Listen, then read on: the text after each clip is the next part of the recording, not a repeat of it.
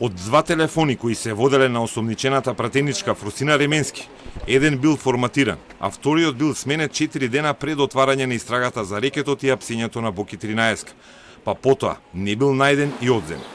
Истрагата открила дека еден телефон на осомничената бил форматиран, а вештачењето покажало дека на него нема никакви податоци кои може да се искористат во истражната постапка. Вториот телефон на пратеничката бил заменет на 11 јули, 4 дена пред пукањето на аферата кога беа уапсени Јовановски и Милевски кичец. Стариот апарат го нема, но не бил најден ниту новиот мобилен апарат на пратеничката. Во собранието тврдат дека кај нив не е пријавено дека Ременски изгубила телефон. Пратеничката е осомничена во вториот дел од истрагата рекет поврзано со активностите на Меѓународниот сојуз. Одземени е пасошот и таа не смее да го напушта Скопје. Извршени и претрес во домот тогаш, а таму се најдени и документи од разузнавачки служби.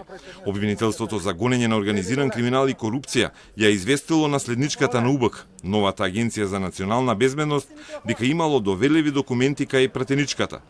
Откако информацијата беше објавена, пратеничката реагираше преку Facebook и ги демантираше обвинувањата за злоупотреба на документите, бидејќи таа како носител на сертификат за државна тајна и пратеник од комисијата задолжена за надзор на тајните служби во собранието, имала пристап до доверливи документи преку кои открила криминал и поднела кривични пријави, за кои до ден денеска нема никаква разрешница.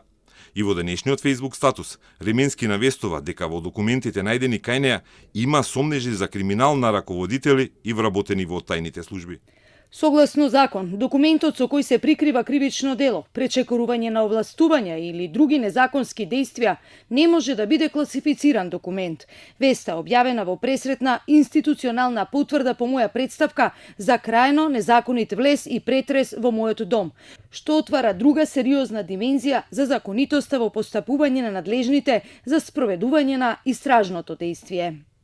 Обвинителката Вилма Русковска потврди дека се најдени документи за што е известена АНБ, но и дека доколку има криминал во тајната служба, како што навестува пратеничката, тоа ќе се истражи.